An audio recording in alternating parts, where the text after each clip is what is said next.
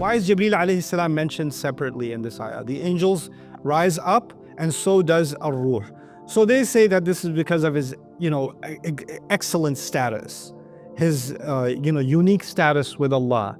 And we find that in the Quran also, Allah has given him a unique status, So, عند ذي العرش مكين مطاع ثم أمين, and other places in the Quran where Jibreel alayhi salam has been given a very particular status. And so perhaps that's the reason he's been mentioned separately. I'll share my thoughts on that at the end after I share some things from the Mufassirun with you. قِيلَ خَلْقٌ, this gets really interesting. هم حفظة الملائكة مطلقا كما أن الملائكة حفظة الناس. Some Mufassirun, Alusi mentions this in his Tafsir in Ruh al-Ma'ani. He mentions that on Judgment Day, the angels will rise. The angels are supposed to be the guardians of human beings. Yursil alaykum hafadha. But there are angels whose job is to guard those angels. And they're all rising together. So there's layers of, by the way, that means above us, a level above us are the angels who are protecting us. And a level above them are angels who are protecting those angels. These are levels. And what are levels called? Al-Ma'arij min Allahi dhil Ma'arij. Right? So there's a connection to that term. وقيل ملك عظيم يقوم وحده يوم القيامة صفا ويقوم الملائكة كلهم صفا. It's also been said that this is referring to a great angel who will stand. One row is just for him, and the other rows are for the angels. وقال أبو صالح, then it gets weird. We have some weird opinions in tafsir too. They don't go back to a hadith of the Prophet ﷺ, not directly anyway, but they get pretty interesting. So I'll share, I don't agree with them, but I'll share them with you for the purpose of academic honesty. He says, Abu Salih says, خَلْقٌ كَهَيْئَةِ النَّاسِ وَلَيْسُوا بِالنَّاسِ. There's some other creation, ar-ruh, other than angels, other than people. They're not people, but there's some other creation. What other creation? I don't know, it's just ruh. So that's all he says. Then there's actually an opinion that this might be referring to human beings. I will strongly disagree with this opinion as we go further. I'll share with you why this is not, the souls of human beings are going to rise, because human beings are not rising on Judgment Day. If this is a reference to Judgment Day, human souls are not rising on Judgment Day. They're being elevated, and they are, the rising is a much separate incident. Okay.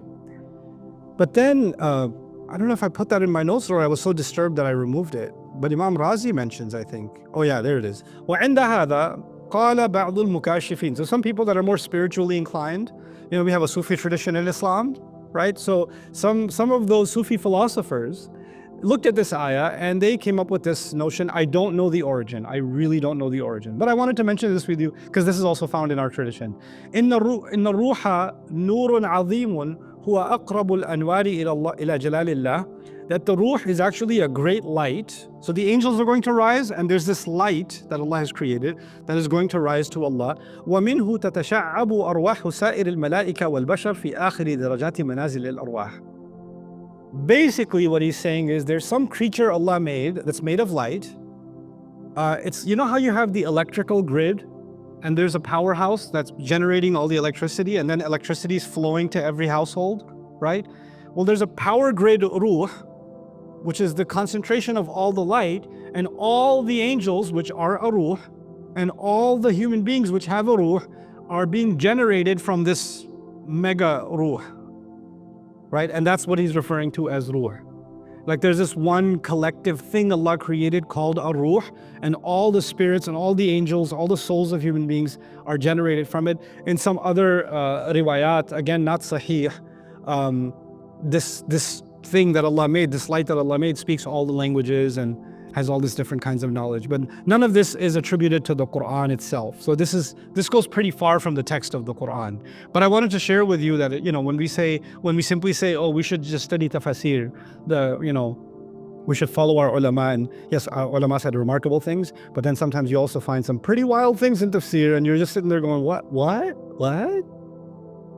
There's a soul generator, and it spits out souls. Where are we getting this from? But it's there, But then finally, وَأَمَّا ظَاهِرُ الْقَوْلِ الْمُتَكَلِّمِينَ وَهُوَ أَنَّ الرُّوحُ وَجِبْرِيلَ عَلَيْهِ. But the obvious is that this is who? Jibreel alayhi salam. So stop going all over the neighborhood, just stick to what's obvious.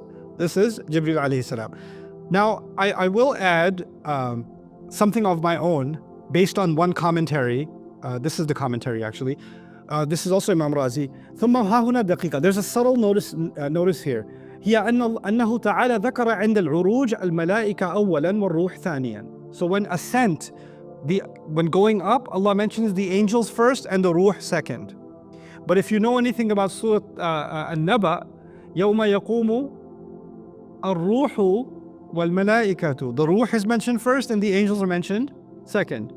وذكر عند القيام الروح أولا والملائكة ثانيا كما في قوله يوم يقوم الروح والملائكة صفا.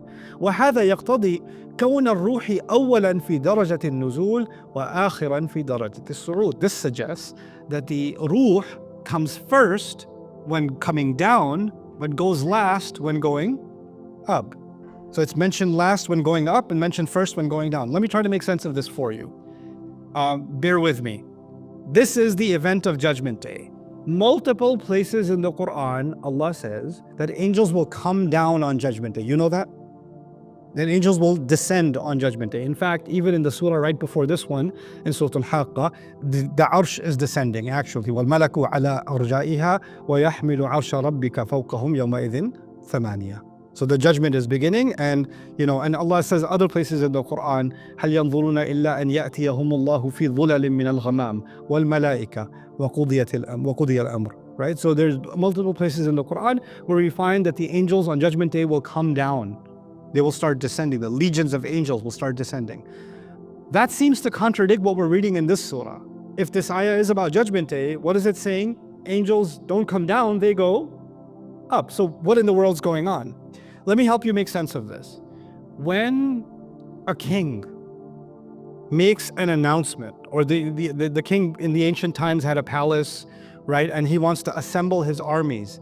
And he has on his balcony this guy that blows the horn.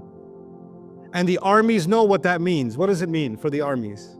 For them to assemble in front of him, right? So no matter what they're doing, they all ascend before the king's court, ready to take instruction, right? So before the armies are going to march to war, before they do that, they have to appear before the king for him to address them, for them to be ready for the massive invasion or whatever it's going to be.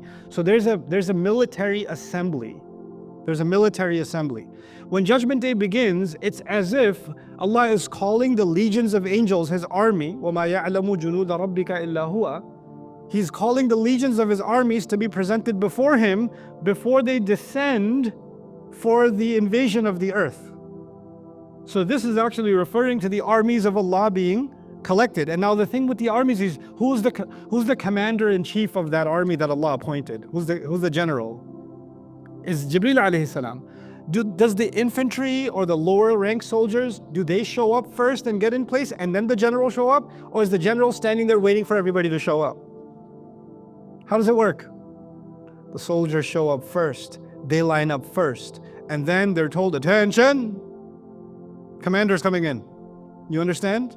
So him being mentioned last in the sequence almost suggests the armies are getting together, and the final step of the armies getting together is their commander will show up, will appear. But when the armies march, when the armies proceed towards the enemy, who's leading the charge? The general. So when they descend, يَوْمَ يَقُومُ الرُّوحُ وَالْمَلَائِكَةُ صَفًّا. Right? So that's the other place in the Quran. So this is actually a pretty powerful description of what will happen on the earth on that day. Now, let's take another couple of steps about this, a day that will last 50,000 years. Some Mufassirun looked at this. Basically, it boils down to two opinions. Okay, this ayah boils down to two opinions. One opinion is this is talking about Judgment Day. Another opinion is this is talking about any day. Okay, Judgment Day or any day. And whatever reading I've been able to do, I find far too much evidence supporting Judgment Day over any day. Okay, so we're going to go with Judgment Day. And I'll give you just one reason why the any day argument is weaker. The reason any day argument is weaker is Allah is saying Ar-Ruh is descending on any day towards Allah. For how long? By our count, how long? 50,000 years, right? But doesn't Jibreel alayhi salam come down every year in Ramadan? تَنَزُّلُ الْمَلَائِكَةُ وَالرُّوحُ فِيهَا بِإِذْنِ رَبِّهِمْ مِنْ كُلِّ أَمْرٍ. Right? So that this stops, the math doesn't math. Okay, the math ain't mathing when you do this. So that's one problem.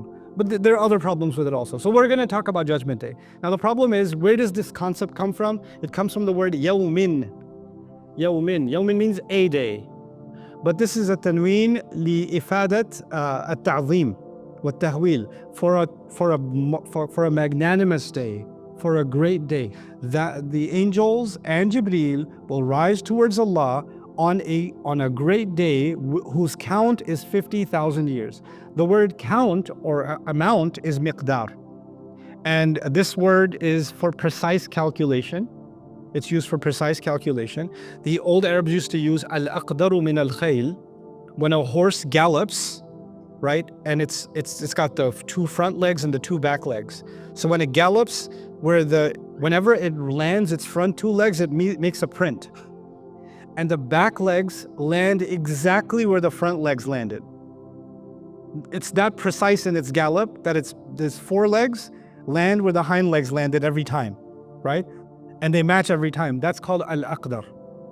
الذي إذا سار وقعت رجلاه موقع يديه. Yaday means the four legs of the animal. Okay, so from it comes the meaning of calculation or of precise measure. Now let's look at, the Judgment Day or this world. We're going to look at the Judgment Day interpretation. Within that, some people said, well, this is literally 50,000 years, right? The angel will start descending, rising up to Allah for a time that will take 50,000 years. So in other words, the angels haven't even come down yet for Judgment Day to begin, but the prep for Judgment Day itself might take 50,000 years, just that much. And this worried some Sahaba, and they asked the Prophet ﷺ about it. This is narrated by Abu Sa'id al-Khudri, right? And they said, how long is this day? This is too long of a day. Ma atwal hadha al-yawm. This is uslub al-ta'ajjub. So he said, this is a really long day. How are we going to survive this day? And the Prophet ﷺ told him, وَالَّذِي نَفْسِي بِيَدِهِ, I swear by the one who holds my life in his hands, or in his hand, إِنَّهُ لَيُخَفَّفُ عَلَى الْمُؤْمِنِ. This day will be made lighter for the believer. حَتَّى يَكُونَ أَهْوَنَ عَلَيْهِ مِنَ الصَّلَاةِ مَكْتُوبَةً يُصَلِّيهَا فِي الدُّنْيَا. It'll be like a single prayer, a single fard prayer he prays in this dunya. This is teaching us time will work differently for believers, and it will work differently for disbelievers. You notice the language up top was لِلْكَافِرِينَ لَيْسَ لَهُ دَافِعٌ. So the long, exhaustive expanse of Judgment Day is actually focused on the disbeliever, and Rasulullah sallallahu alaihi wasallam is telling us that for the believer, it will actually feel like a very short period of time, right? So it's even time will feel different. Time will feel different. By the way, if you're having a bad time, time slows down. And if you're having a good time speeds up, right? Believers on Judgment Day, I'm pretty sure, they're in the shade of Allah, they're al-akhilla on that day. Allah is their wali on that day. Yes, there'll be some nervousness, but after that, they're having a good old time. But, the kuffar, it's a different story. In fact, if you look at the description of kuffar on Judgment Day, they sound as if they're already in hell. Even though they're not in hell yet, they sound like they are. Okay? Now, on the 50,000 years, وَهُوَ عَلَى ظَاهِرِهِ وَحَقِيقَتِهِ وَإِنَّ فِي ذَلِكَ الْيَوْمِ 50 مَوْطِنًا كُلُّ مَوْطِنٍ أَلْفُ سَنَةٍ مِنْ سِنِّيِ الدُّنْيا أي حقيقة. Meaning, some people took this literally and said, this day with Allah will be made of 50 hours, or 50 moments, if you want, 50 sections. Each section is 1,000 years. And that's what makes it 50,000. Now, let me just put things in perspective for those of you who have not thought about this kind of thing before. Allah says Allah created the heavens and the earth in how long? 6 days. Fi sittati ayyam, right? Now, for us, a day is how many hours? How do we calculate the day? The full rotation of what? The earth. If the skies are being created in a day, and we measure a day based on the Earth's relationship with the sun. Isn't that true? Okay. When the entire universe is being created, the sun is barely a speck. Isn't it? The sun's not even a significant body in the larger scape of the known, just the known universe, right? So if the day is measured by some form of rotation, a complete movement, then this day with Allah that he talks about 6 days, what are they rotating around? Right? And that must be a much bigger rotation than the one we can imagine. You understand? So even though Allah is using the word day, you can't really think about the word day the way we think about our day. You understand?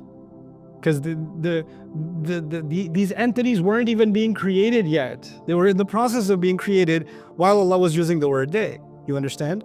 So the common language is being used, yes, but it's being used to say, yes, there's no, the words for what this actually is beyond my vocabulary and your vocabulary, because we can't think of anything. We can't make words for things that are beyond our perception. So Allah is using words in the Quran that are within our perception, but He's referring to things that are actually far beyond our perception. Still using those words, right? So that's something you have to be mindful of. Now, some interesting commentary on the metaphorical meaning of 50,000 years. المعنى مقدار ما يقضي فيه من الحساب قدر ما يقضي بالعدل في 50,000 سنة من أيام الدنيا وهو مروي عن عكرمة. Ikrimah had an opinion, رضي الله عنه, that this means that, the amount of cases that you would have to judge and finally arrive at a fair judgment, if we ran all those cases continuously nonstop, it would take 50,000 years. And that's what Allah does in a day. Allah will solve 50,000 years worth of cases in a day. Is what he's comparing it to justice, actually. And if you know anything about cases, they take quite a long time. Right? Cases can get pretty drawn out. وَالْعَرَبُ تَصِفُ أَوْقَاتَ الشِّدَّةِ. This is funny, and don't be offended. I didn't make the poetry. This is the Arabs. Okay? I just read it. وَالْعَرَبُ تَصِفُ أَوْقَاتَ الشِّدَّةِ وَالْحُزْنِ بِالطُّولِ. Arabs describe difficult times with long period. وَأَوْقَاتَ الرَّخَاءِ وَالْفَرَحِ بِالْقِصَرِ. And when they're having a good time, they describe it as a short period. Okay? Kind of like time flies when you're having fun. Kind of like that. Here's the poem. وَمِنْ قِصَرِ اللَّيْلِ إِذَا زُرْتِنِي أَشْكُو وَتَشْكِينَ مِنَ الطُّولِ.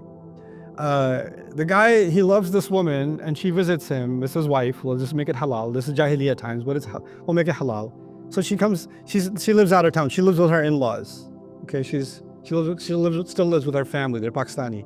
So she comes and visits for just one night for him. And he says, the night is so short that I complain that it's so short, while you're complaining the night is too long.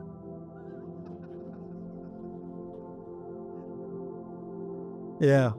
Anyway, so the other reading is that وَقِيلَ الكلام بيان لغاية ارتفاع تلك المعارج وبعد مداها على سبيل التمثيل والتخييل والمراد أنها في غاية البعد والارتفاع. So others are saying this is not literal. This is 50,000 is an expression to describe how far. It's actually not even talking about time, it's talking about distance. And this is an important concept that you should be aware of. In physics, obviously, we have 3 dimensions and now we have 4 dimensions and 5 dimensions, and quantum physics is taking us into many, many dimensions, right? That's what's happening. But at the very basic level, we all know we exist in times, we exist in time and space, right? And we use them interchangeably. Hey, how far are you? I'm 10 miles away. No, how far are you? I'm 20 minutes away. So it's either distance or time, right? And of course, in physics, you have light travels light years, right? So we're measuring time and distance kind of conflate with each other in this physical world, right? So if somebody says that, the journey between this village and that village is 3 months on camel, or it's 4 months by sea or whatever, right? Now imagine the Arabs have to visualize a journey that's how long? 50,000 years. So they're thinking about this in distance. But distance and time are, they have an interplay with each other, right? So it's as if you're saying it's an infinite distance. But there's another dimension to that I want you to think about in terms of distance. If distance and time are interplaying with each other. The oldest records we have of intelligent human activity on the planet, the oldest anthropological records we have of any tool that a human being made, or a farming device, or a home that was built, or some scratches on a wall or whatever. You could barely find anything past 10,000 years. Maybe if you really want to push the imagination, 20,000. But that's most archaeologists, anthropologists won't even agree with you, right? That's how far back we can go. In other words, 50,000 years ago, if humanity existed, whatever they were doing, ain't nobody know. And my mind works in weird ways. I have this active imagination. So I imagine, once we got to farming a few thousand years ago, it's not long ago that we got to farming. Let's just say we got to farming 6,000, 7,000 years ago. So it took us 6,000 to 7,000 years to get to satellites, right? To get to Wi-Fi, and to get to quantum physics, and to get to where we are now. It's this many years. Now imagine what kind of advancements would we have made in 50,000 years? Like just if this took 6,000 years, what kind of advancements can human beings have made in 50,000? And I don't think human beings before us were stupid. So if human beings existed, let's say 50,000 years ago, let's just play this game. If they existed 50,000 years ago, you think they took them 44,000 years before they figured out farming? You honestly think that? You know what I think? I think they were smart as us, maybe even smarter, and they advanced like we advance. And maybe it took us 6,000 years to get somewhere, maybe it took them 3. Okay, let's say they were slower. They were the remedial kids in the back of the class. It took them 10,000 years. But they could also have gotten to a very advanced life in this world. And then eventually, what did Allah do with them? Wiped them out. And the few that survived, all their technology, all their advancements, فَغَشَّاهَا مَا غَشَّا. Allah covered it, whatever He wanted to cover, He covered. Buried away, deep under the ground, destroyed completely. And humanity starts over again, and they have to start learning all over again, and we advance again, and our study begins. We have a collective amnesia. We can't even think back 50,000 years. We can't. We don't know what happened 50,000 years ago. So when Allah is saying kana miqdaruhu 50 alf sana, it's as if He's saying it's not just your lifetime, it's the entire humanity can't remember in their entire collective lifetime. It's longer than that. That's one day of journey. That day, subhanallah. So في يوم كان مقداره 50 ألف سنة. Ibn Abi Mulaika was asked, he narrates that Ibn Abbas radiallahu anhu was asked about this day, and he said something really beautiful. I really found it profound. He said, Ibn Abbas said about this ayah, Ayyamun sammaha Allahu ta'ala. These are names, these are days that Allah named, Allah described, because now He's saying, I don't know if this is not the same day as our day, so this is something called a day that Allah Himself named as such. وَهُوَ أَعْلَمُ بِهَا كَيْفَ تَكُونَ. And He knows better what exactly they're going to be, or how they're going to be. وَأَكْرَهُ أَنْ أَقُولَ فِيهَا مَا لَا أَعْلَمُ. And I would hate to say something about them that I have no knowledge of. So he just acknowledged his utter lack of ability to grasp this relativity of time with the angels. One thing I'll add to that before we go on is, in physics now we know objects, the faster they move, the slower they experience time. So that's something we know now in physics to some level, right? So if an object is moving faster, time is slowed down for that object. It feels time moving slowly, okay? Now imagine how fast must the angels be moving that a day feels like how long? 50,000 years. Like this might be a commentary on the unfathomable speed of the angels, that a day's journey to them, time slows down for them so much that it feels like 50,000 years. So time works very differently, and the relativity of time is something that's very clearly, explicitly mentioned in the Book of Allah. Now, okay, there are other places in the Quran where Allah does mention, a day that's the amount of 1,000 years. But you'll notice in those places, mimma ta'uddun is mentioned. And in this ayah, mimma ta'uddun is not mentioned, meaning from what you can count. From what you can count. And I would argue, inshallah, when I get to Surah Al-Sajdah one day, I'll describe this in more detail.